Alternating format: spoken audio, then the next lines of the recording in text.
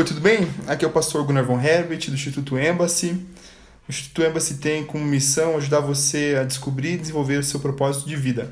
Estou hoje aqui com o pastor Eduardo Medeiros, meu amigo, pastor, companheiro de ministério. Ele tem umas histórias muito legais para nos contar, ele tem uma jornada muito interessante. É uma pessoa que é uma inspiração para mim. A gente aqui da nossa igreja, eles brincam bastante comigo porque eu vim da Assembleia de Deus. Só que eu sou um dos assembleianos mais presbiterianos que existem, né? E ele é um cara muito pentecostal e, na realidade, a experiência dele com o Espírito Santo é uma coisa que me inspira muito, a história dele de conversão, né, Edu? Então, por favor, pode se apresentar melhor. Então, olá a todos os ouvintes aí do podcast do Instituto Embassy. Meu nome é Eduardo Medeiros. Como o pastor Gunnar comentou, eu tenho uma experiência muito interessante assim com Deus e com o Espírito Santo, porque no momento da minha conversão eu havia acabado de sair de um seminário, eu estava estudando para me tornar padre, sacerdote católico, e um dos caras mais racionais que eu conheço sou eu mesmo. É mesmo? E no meio de uma conferência que eu fui convidado a participar e aceitei ainda a contragosto, eu entrei de lá sem nenhuma expectativa e saí daquele lugar 2 horas depois da minha entrada naquele local, não só convertido ao Evangelho, mas também batizado com o Espírito Santo. Então foi algo muito tremendo assim, e essa experiência norteou todas as outras escolhas que eu fiz a partir de então. Lá se vão 15 anos de história, 15 anos de trajetória de caminhada com o Senhor, e muitas aventuras aconteceram desde esse primeiro contato com o sobrenatural de Deus. Que legal, cara. Uma das últimas aventuras que você está vivendo tem a ver com um devocional, que é chamado Devocional Pop, né? Lançado pela editora 100% Cristão. Eu faço ele todos os dias desde que eu comprei. Que bom. Eu acho maravilhoso, uma coisa muito interessante. Tem assuntos que as pessoas, acho que todas as pessoas podem se identificar com várias histórias ali o tempo todo. Eu me identifico praticamente todas porque eu sou tenho DNA muito geek, muito nerd, né? E fala um pouquinho do Devocional Pop pra gente, Edu. Então, como parte da minha formação acadêmica, né, eu sou doutor em História Medieval, e uma das questões que nortearam esse tempo na academia é que a linguagem que a gente usa na academia é uma linguagem complexa, que as pessoas que não estão acostumadas com esse tipo de linguagem dificilmente conseguem compreender o que você está falando. Uhum. E a impressão que nós temos que muitas vezes dentro da academia, quanto mais complexo, quanto menos as pessoas entendem o que você fala, mais sábio você é. Okay. No fundo ainda nós temos um pouco essa mentalidade, né? Quando eu não entendi nada do que a pessoa falou, então, nossa, o cara é muito inteligente pra caramba. Mas né? Existe essa consciência ou é algo que torna assim consciente porque o meio que você tá, todo mundo tem aquele vocabulário extenso, robusto? Parte um pouco da prática. Você se acostuma a elaborar relatórios e os seus trabalhos, eles são para aquele público. Você não escreve para a pessoa que está fora da academia. E isso é algo que a gente comenta muito, né? Os próprios professores comentam muito a respeito disso, que nós temos que escrever para as pessoas de fora, mas na prática nós escrevemos para os de dentro. Então, se eu uso uma linguagem coloquial dentro da academia, eu sou taxado de alguém que não está ligado com aquele ambiente. Então, eu tenho que jogar de acordo com as regras do ambiente que eu estou inserido. Todo mundo fala que você precisa ser mais coloquial, mas eu não posso utilizar isso nos meus trabalhos. Então, você acaba se acostumando com essa linguagem. E isso sempre me incomodou muito, porque a minha visão é o oposto disso. Certo. A sabedoria tá vinculada, na minha opinião, e de outras pessoas, graças a Deus eu não sou o único que pensa assim, quanto mais você se faz entendido pelas pessoas e quanto mais as pessoas compreendem aquilo que você fala, aí eu concordo que mais sábio você é. Legal. Então eu tomo isso como uma missão para mim, né? Como acadêmico e como professor e como educador e tudo mais. Todas as minhas escolhas são pautadas de acordo com essa premissa, de que as pessoas precisam entender o que eu estou falando. E como o pastor Gunnar sabe, eu sou pastor de jovens junto com a minha esposa há alguns anos, e isso no início foi uma dificuldade para mim. É mesmo? O primeiro ano que nós assumimos a liderança de jovens aqui na quadrangular do bairro Tingu, em Curitiba, foi o primeiro ano do doutorado. Então as duas coisas casaram, as duas novidades na minha vida aconteceram simultaneamente. Ao mesmo tempo que eu precisava lidar com a linguagem coloquial para trabalhar com os jovens, com os adolescentes, eu precisava rebuscar a minha linguagem na academia. E aí eu entrei em parafuso, porque hora eu queria fazer uma coisa e misturava os ambientes, né? Eu falava como eu falava no doutorado aqui e acabava falando coloquialmente lá. Mas você acha que você ter um dos pés em cada um desses dois mundos ajudou você a desenvolver todo o Devocional Geek? Você ter essa perspectiva sobre... Não, sim, com certeza, porque o volume de leitura que nós fazemos na academia é muito grande. A maneira como a gente consegue enxergar a metodologia que a gente aprende, de enxergar o mundo não apenas por uma única ótica, mas enxergar sempre a história e todos os eventos a partir de diversos pontos de vista, isso moldou muito a minha cosmovisão cristã também. Legal. Que aí a gente vai chegar no Devocional. Então, nesse universo, eu acabei criando Parábolas Geek, né, que era uma maneira de extravasar um pouco essa tensão intelectual que estava na minha cabeça. Né? E como é que funcionava o Parábolas Geek? Então, nós montamos uma página no Facebook, na época, e nós escrevíamos textos que vinculavam personagens aos princípios do Reino de Deus. Personagens da cultura pop, os super-heróis, os Vingadores, os X-Men... os heróis da DC, filmes e tudo mais. E aí nós fomos escrevendo textos, né? De uma maneira bastante artesanal, diria eu, porque os textos, se você acompanhar a página, hoje eu tenho até uma certa vergonha daqueles textos originais. Não, porque na época eu não tinha nenhum conhecimento um pouco mais aprofundado para poder usar as ferramentas da internet e tudo mais. Ok. Então eu comecei a escrever os textos no próprio corpo das postagens do Facebook e 2 dias depois dos primeiros textos eu já via outras pessoas utilizando aqueles textos, retirando meu nome. Eles copiavam e colavam. Exatamente, copiavam o texto e só tiravam o meu nome. Ctrl+C, Ctrl+V, fui eu quem escrevi. Exatamente. E aí aquilo me deixou irado. Eu falei, poxa, como é que pode? Nós somos cristãos, né? Como as pessoas fazem cópia, plágio descaradamente, né? E aí, para tentar me resguardar disso, eu escrevi os textos no próprio Word, né? Fazia toda a postagem e aí salvava aqueles posts do Word como JPG, como imagem, né? E aí a pessoa que quisesse copiar, ele ia ter que reescrever todo o texto, né? E aí realmente copiar. Como eu conheço a maior parte desses que fazem esse tipo de coisa, eles não têm paciência para isso. Se eles têm que gastar um tempo a copiar, eles vão procurar outra coisa para copiar. Ou compartilhar a imagem, né? Que seria bom no caso. Então, aí acabou um pouco essa questão do plágio, né? E aí nós começamos a escrever, e fomos escrevendo e tudo mais. E assim nós trabalhamos por 3 anos, mais ou menos, escrevendo textos praticamente diariamente. E essa foi a base que essa página no Facebook se tornou um blog e esse blog se tornou um site. E através desse site eu acabei sendo convidado para alguns eventos cristãos voltados para o público nerd, público geek, público jovem que gosta dessa temática, né?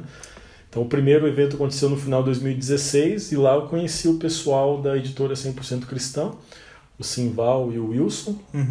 E a partir desse contato inicial eu levei lá, né, um encadernado com esses textos do Facebook, apresentei para eles num jantar no shopping center que nós fizemos lá em Belo Horizonte e eles ficaram de me retornar. Daí 1 mês depois do evento eles me retornaram, a gente começou a conversar e aí surgiu a proposta para elaborarmos o Devocional Pop, que é um produto desse projeto como um todo, né?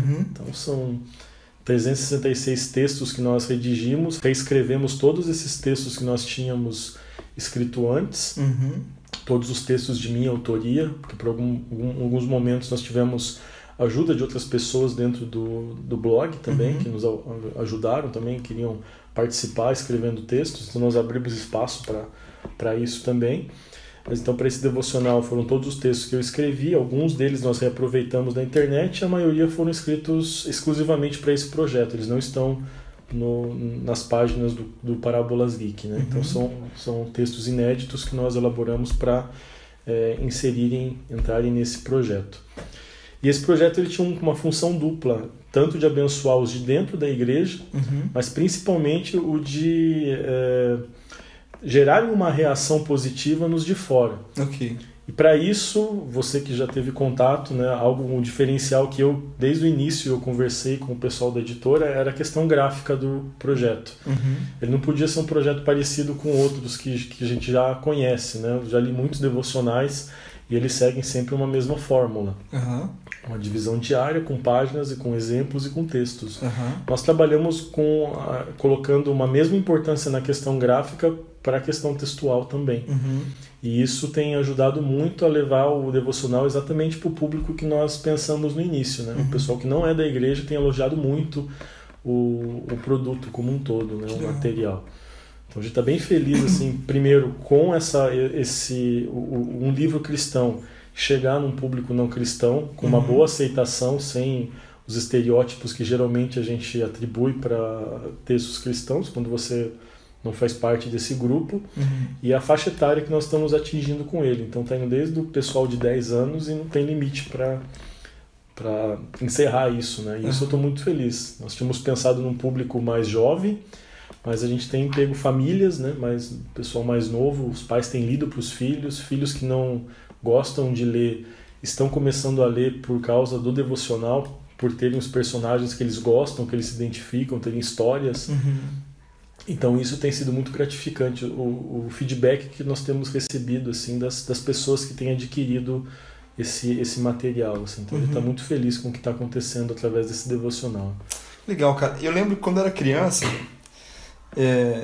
eu vim da Assembleia de Deus, né, como eu já falei, e eu sofria bastante. Eu sou filho de pastor, neto de pastor, então meu pai e meu avô sempre pastoreando igrejas, e a cultura da igreja antigamente ela era um pouquinho mais rígida ainda do que é hoje, e eu sempre gostei de história em quadrinhos, gostei de... até na época já estava bem popularizado anime, né? A gente assistia Dragon Ball Z, tinha o Fly, era do Dragon Quest, que falava inglês. Você lembra como fala em português, Dragon Quest ou não? Não. Puxa, mas... Sim, eu conheço, mas eu não lembro. Esqueci agora como falar em português. Mas eu via todos esses desenhos e tinha muitas pessoas que falavam, não, isso é do Satanás, você tá vendo coisa que é do diabo. Aí tá mostrando, né, na Caverna do Dragão, o diabo com um chifre aí só, o outro quebrou. Então tinha bastante pessoas falando contra a cultura e ser mesclada com a igreja. Qual que é a tua visão sobre isso? Porque você fez uma mescla da cultura, né, e muitas pessoas chamam a cultura secular, com a palavra de Deus, com os ensinos da palavra de Deus.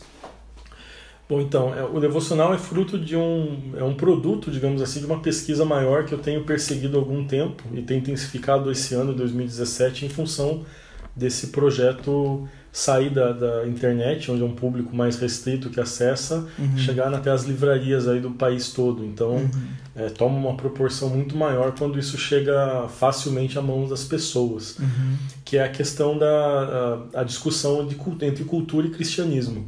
Quais são as relações que o cristianismo tem com a cultura? Então, eu tenho pesquisado muito isso esse ano.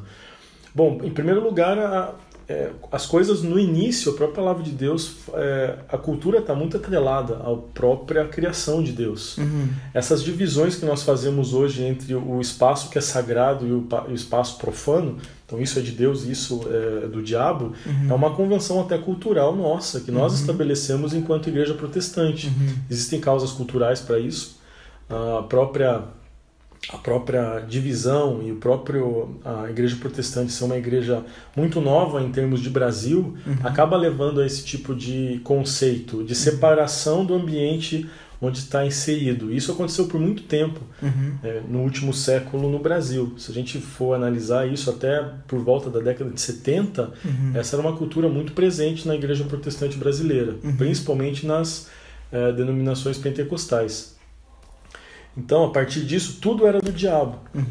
E isso dificulta muito a inserção do cristão protestante no meio social, na cultura como um todo. E frases como a TV é do diabo, o dinheiro é do diabo, a política é do diabo, cristãos não devem se envolver com isso, no meu ponto de vista, tem cobrado o seu preço no que nós temos visto aí diante dos nossos olhos, né?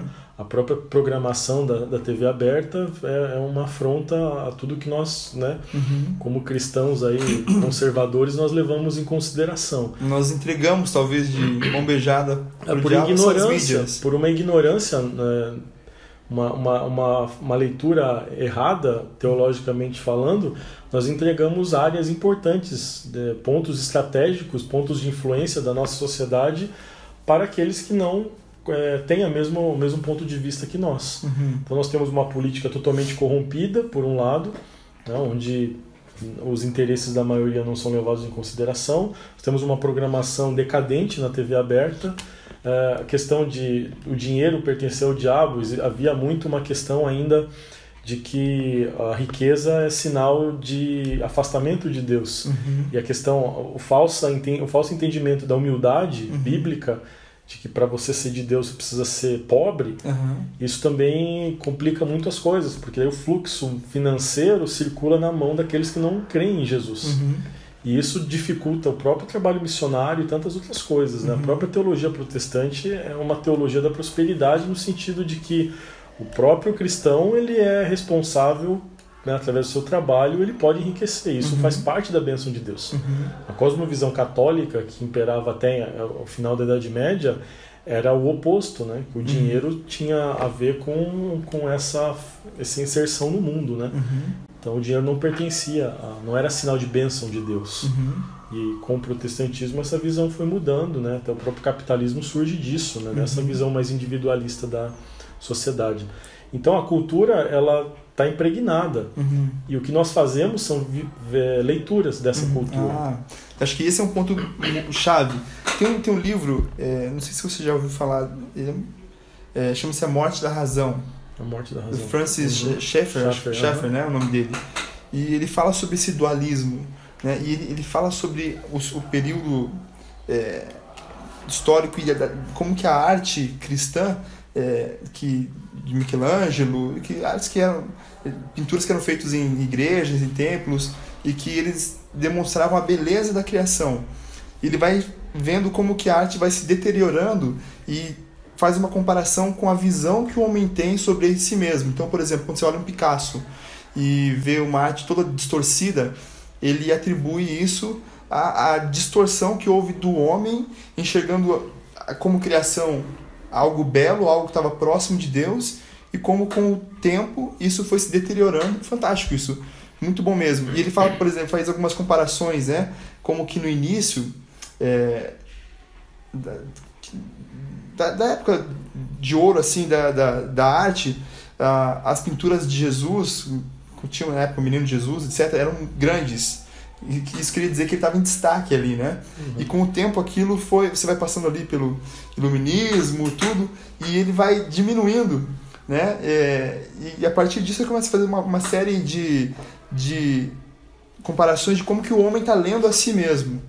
Talvez o problema nosso como igreja seja que a gente está fazendo uma leitura de mundo como se nós não pertencemos mais a isso. Exatamente. Né?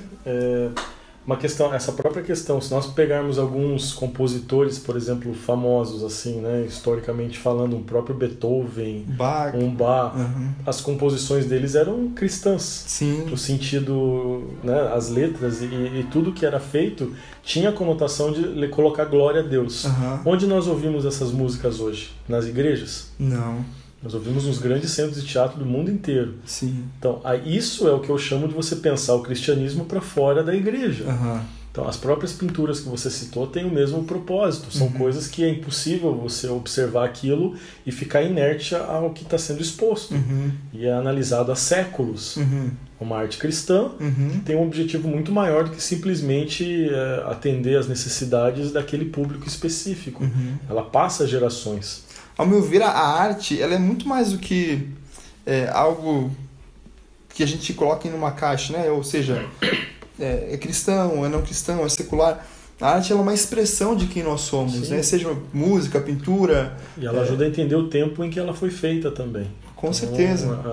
A expressão artística, até se nós tomarmos a figura de Cristo e analisarmos como ela é representada através das artes ao longo da história, a gente vai entender qual é a visão que cada sociedade desse tempo enxergava a figura de Cristo. Então nós conseguimos fazer uma análise de uma cosmovisão a partir de diversos elementos culturais. Nós podemos analisar igrejas, nós podemos pegar uma a arquitetura gótica, por exemplo, que é o ápice da arquitetura medieval. observar igrejas que têm um pé direito gigantesco, com todo um trabalho em vitrais, que tinham a intenção de mostrar para o fiel que ali entrasse a pequenez dele diante da grandeza de Deus. Que fantástico. Havia uma teologia por trás da construção das igrejas. Então, o românico que antecedeu esse estilo arquitetônico tinha outra perspectiva também. Né? E o barroco, que vai suceder o gótico, tinha uma outra visão a respeito da divindade. Né? Deus como dono do ouro e da prata, então tem que ser adornado. Então você vai encontrar ouro nas igrejas, pedras preciosas e tudo mais.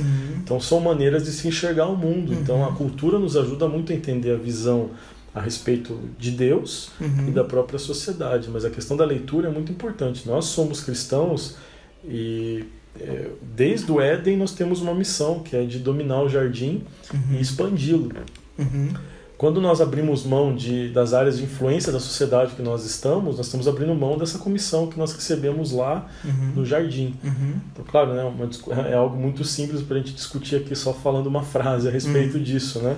Dessa ordenança cultural de Deus para a humanidade como um todo. De governança no mundo, possa em todas as áreas, na realidade. Então, né? assim, nós temos que nos destacar aonde nós estivermos. Nós vamos conseguir nos destacar permanecendo fechados dentro de nossos castelos, de nossas igrejas, ali, de nossos ambientes. Nós fomos chamados para fora. O que você acha que é o medo que as pessoas têm de influenciar a cultura para fora? Qual é o medo que os cristãos têm, ao seu ver, de influenciar a cultura para o lado de fora? Bom, um pouco é a questão da falta de conhecimento, a dificuldade que se tem de chegar a esse entendimento, e nós vivemos uma era complexa no sentido de entendimento, de conhecimento. A geração do Google tem acesso instantâneo a qualquer informação no mundo inteiro, uma coisa que era simplesmente impossível há poucos anos atrás. Claro, olhando pela ótica histórica, quase nada. 20, 30 anos é nada, historicamente falando. Né? Muito pouco tempo para se fazer alguma análise mais profunda. Mas eu ainda fiz a faculdade com bibliotecas ali e tal, com muitos livros. Você é muito velho, então. Ainda existem livros, né? Ainda existem bibliotecas e tudo mais, né? Você prefere ler livro físico ou digital? Eu prefiro. Eu tenho um livro do Roger Chartier, que chama A Ordem dos Livros, que fala bem dessa discussão a respeito da geração dos livros digitais e pros livros em papel. Porque muitas pessoas dizem, não, está condenado o livro, não vai existir mais, vai acabar, vai ser tudo virtual e tudo mais.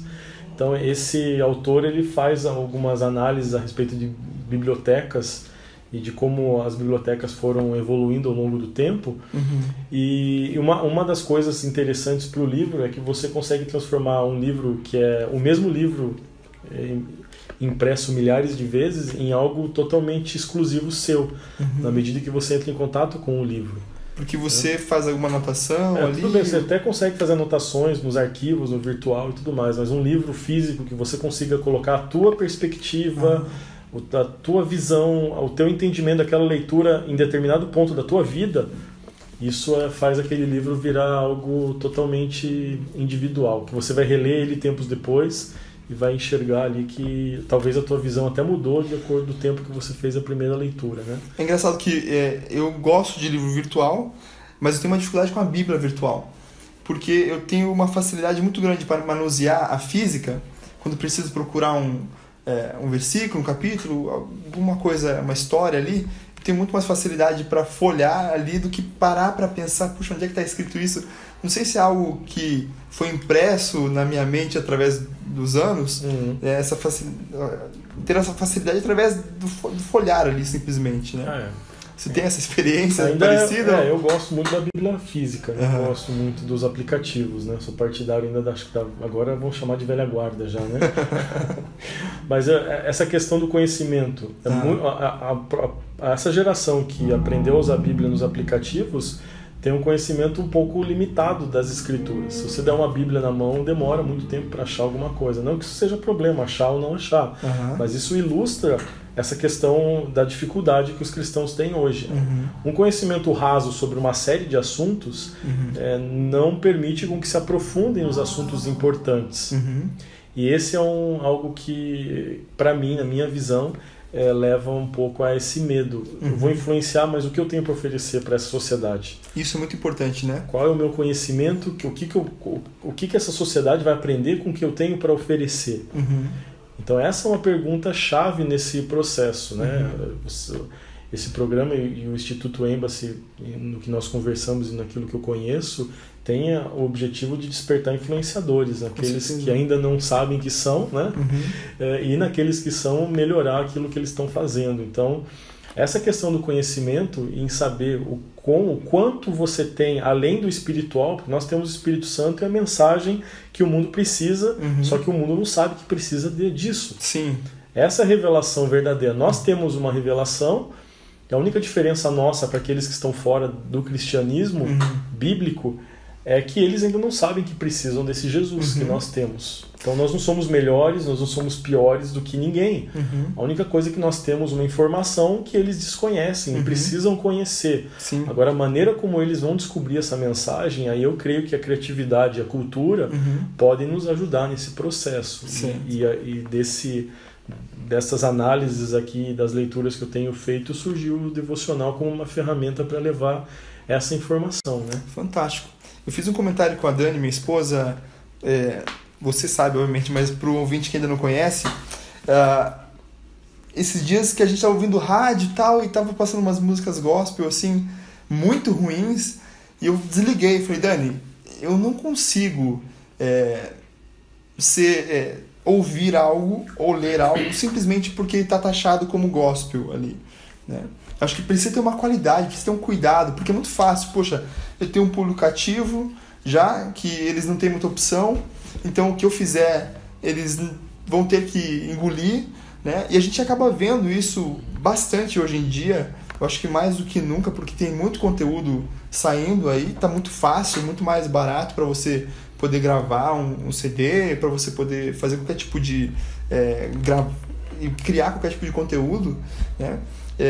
A qualidade daquilo que é feito, o cuidado, ele é muito importante, né? Uma das coisas que me chamou muito a atenção, por exemplo, no Devocional Gui, que você falou a questão da parte gráfica, o cuidado que vocês tiveram, foi exatamente isso. É um livro muito bem feito, ele é muito atraente, o visual dele é muito lindo mesmo. Teve um cuidado bem especial para fazer esse livro.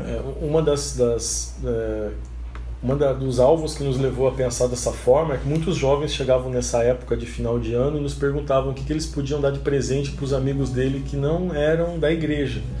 Amigos, tirei fulano no amigo secreto e o que eu posso comprar de material evangélico para eles? Eu ficava pensando o que tinha disponível no mercado. Se eu falar tal livro, o cara vai usar como peso de papel ou como alguma coisa na porta. O cara não vai ler. Se ele parar e começar a ler, ele vai ser edificado, mas até você conseguir atrair a atenção dele para que ele leia, talvez ele não chegue a ler aquele conteúdo que vai edificar a vida dele. Então a questão gráfica tinha esse objetivo, que ele fosse fisgado, digamos assim, pela questão gráfica antes de conhecer o conteúdo. Que legal. A partir de verificar, poxa, aqui é o Capitão América, que tal o Superman, aqui tal o Batman. Então o que esse cara escreveu sobre o meu personagem predileto aqui? Sobre esse filme, né? Exterminador do Futuro. O que ele escreveu sobre isso? Deixa eu ler esse texto. Tô curioso. E a partir da leitura de um texto, eu acredito que ele comece a ler os outros, né? E falando do melhor super-herói que já existiu em toda a face da Terra, o Batman. Isso, não há disputa nenhuma quanto a isso. Não, imagina. Ele já venceu toda a Liga da Justiça, né? Se tivesse Marvel no meio também, ia pro chão. O que a gente pode aprender com o Batman, por exemplo? Bom, eu gosto tanto do Batman que tem 2 textos falando sobre ele, né? Mesmo? Eu não consegui escrever um só, porque é muitas coisas, né? Legal. De maneira específica, assim, um princípio muito grande e interessante que eu aprendo com ele é o princípio do Cavaleiro das Trevas. Que Trevas não é do Satanás?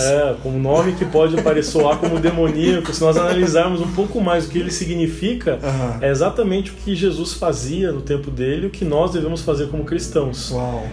Batman vai até os lugares esquecidos de Gotham para levar um pouco de esperança para uma população totalmente abandonada pela própria infraestrutura da cidade e, né, todo o universo DC mesmo, né, tem uma parte rica em Gotham e tem uma parte totalmente abandonada que fica à mercê dos traficantes e dos mafiosos da cidade.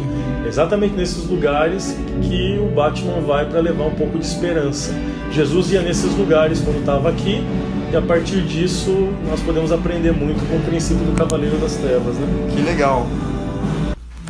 Que fantástico. É uma visão de mundo, de um olhar de uma pessoa que enxerga Jesus em tudo, que enxerga Deus em tudo. Acho que a gente deve ser mais assim, né? Eu acho super interessante isso. Você olhar para qualquer situação da vida e ver, puxa, Deus é quem está no controle. Não importa quem escreveu. Você fez, o mundo é de Deus, acabou de entregar para Deus, obrigado. São maneiras de, assim como eu posso enxergar tudo como vindo do diabo, é uma visão, é uma leitura que eu estou fazendo do meu mundo. Eu procuro levar uma visão alternativa, independente do conteúdo oculto, que muita gente adota as teorias da conspiração sobre tudo. Isso não pode porque foi feito dessa forma, com fulano, não interessa o que foi usado. Eu sei que tem muita gente assistindo aquilo e adotando aquele personagem, aquele filme como o filme predileto da vida dele. Você pega alguns filmes que moldam uma geração a partir de um ponto de vista. Se eu consigo extrair alguma coisa que leve essa pessoa para a Bíblia, para o reino de Deus, a partir da leitura que ela está fazendo, eu estou conseguindo efetuar uma leitura cristã a partir daquele elemento da cultura vigente. Eu posso fazer isso com qualquer elemento da cultura. A música que você citou é algo muito interessante, porque qual que é a diferença, de fato, entre uma música secular e uma música cristã ou uma música gospel? Então nós temos alguns elementos aí com a música, até tem um texto lá no devocional onde eu escrevo sobre aquele musical, La La Land, onde falo exatamente sobre essa questão da diferença entre música secular e música cristã. A letra é um elemento fundamental. Muitas letras que nós observamos não levam aquele que está ouvindo a Jesus, mas levam ao seu próprio umbigo, levam ao defender seus próprios interesses. E músicas intituladas gospel. Que estão no meio cristão, mas que de fato elas estão falando do egoísmo e do egocentrismo do homem contemporâneo, com uma roupagem externa bíblica, mas que de fato estão só refletindo o individualismo da pós-modernidade, nada diferente disso. É o beijinho no ombro e o sabor de mel. Exatamente.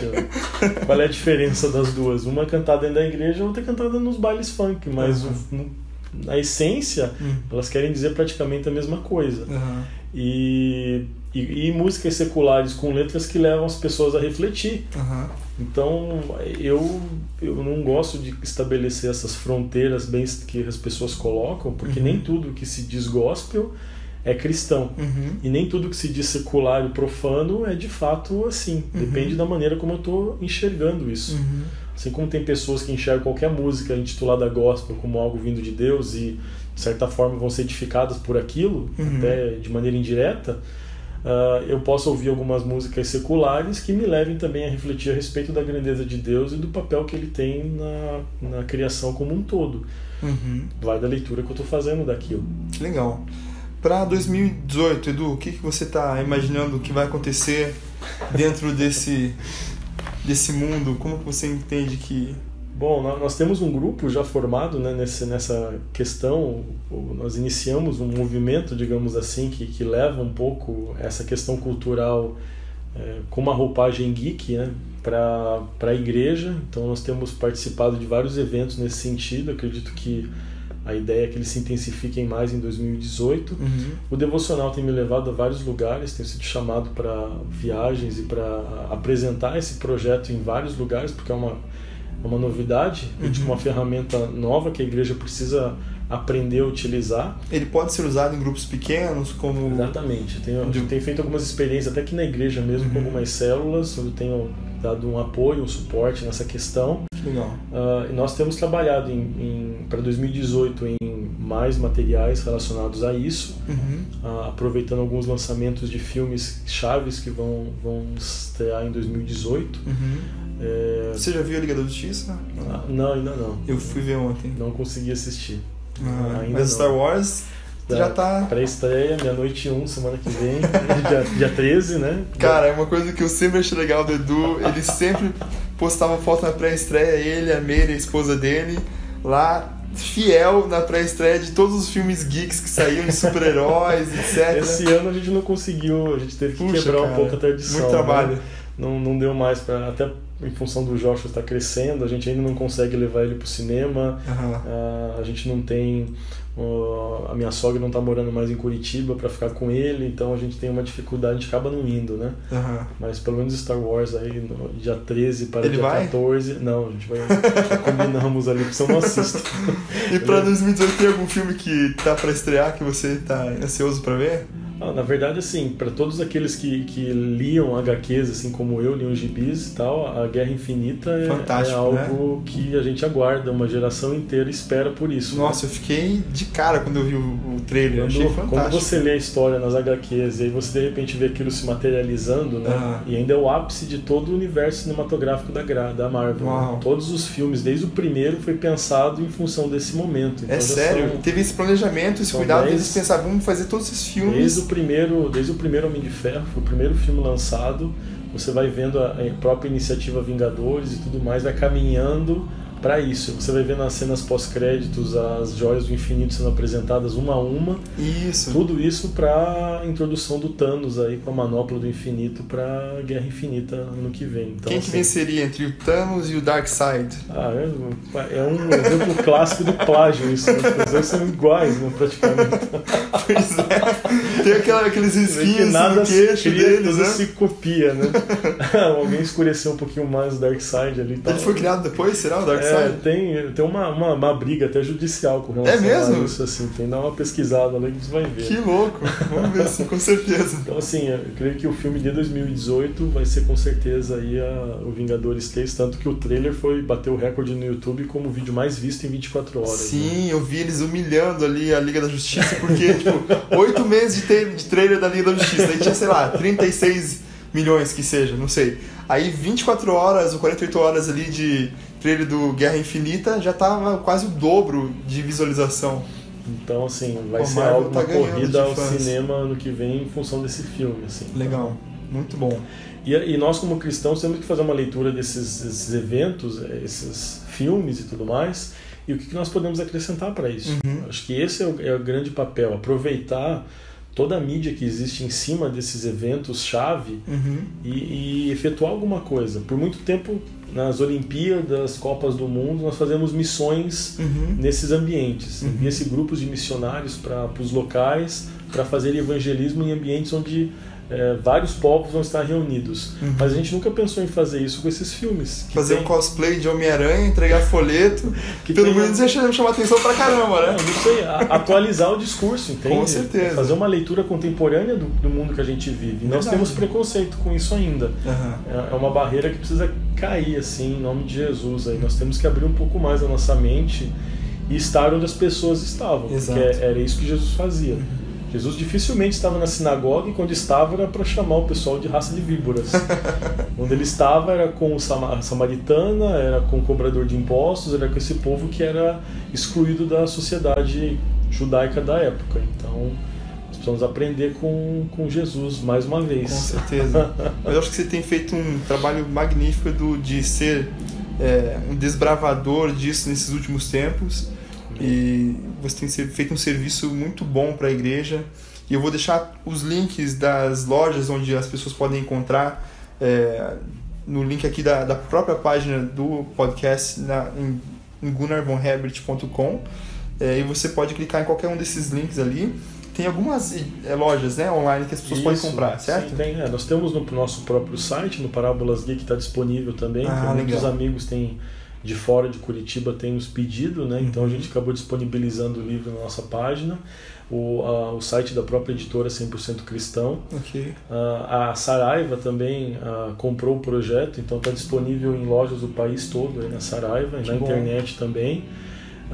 E outras livrarias também, diversas, né? Americanas. Você colocou Devocional Pop no Google, vai aparecer uma série de lojas ali, então você pode até garimpar uma promoção legal ali em alguma das lojas ali para adquirir o seu. Que legal, então fica aí a dica, galera. Quero agradecer mais uma vez o pastor Eduardo Medeiros, doutor em História Medieval, um cara que fez um trabalho fantástico agora com o Devocional Geek, o Devocional Pop. E você pode adquirir o seu. Eu super indico esse devocional porque tem feito a diferença no meu devocional diário. Com certeza vai fazer na sua também, independente da sua idade. Você sabendo ler, gostando de personagens pop, né? Você vai se divertir demais e ser muito identificado. Obrigado, pastor. Se você quiser ter algumas palavras finais, considerações finais, fica à vontade. Algo que o pessoal sempre me pergunta a respeito do devocional é se eles precisam conhecer todos os personagens para fazer a leitura. E aqueles que estão adquirindo e estão lendo percebem que não. Nós temos sempre uma biografia de cada personagem para que o leitor se ambiente. Legal. Nem todo mundo é tão nerd assim para conhecer tantas coisas, não é necessário, né? Então você não precisa conhecer o personagem, você vai ler um pouco da biografia dele de maneira bem resumida, e aí a partir da biografia de cada personagem a gente aplica alguns princípios que podem ajudar aí no devocional diário das pessoas. O prazer foi meu, eu gosto bastante do teu trabalho também no Instituto Embassy, eu creio que também é um projeto desbravador aí, que tem muito para crescer e para levar edificação para a igreja. E Deus tem levantado pessoas para darem respostas que a igreja precisa para este tempo. Então eu creio que cada um na sua área, mas nós temos tentado, na medida do possível, oferecer respostas para essa geração. Com certeza. Então é um prazer para mim estar aqui, sempre que precisar é só chamar que estaremos juntos aqui. Perfeito. Obrigado mais uma vez. Eu sou o pastor Gunnar Von Herbert. Instituto Embassy tem a missão de ajudar você a descobrir e desenvolver o seu propósito de vida. Nós nos vemos e falamos no próximo podcast. Tchau, tchau.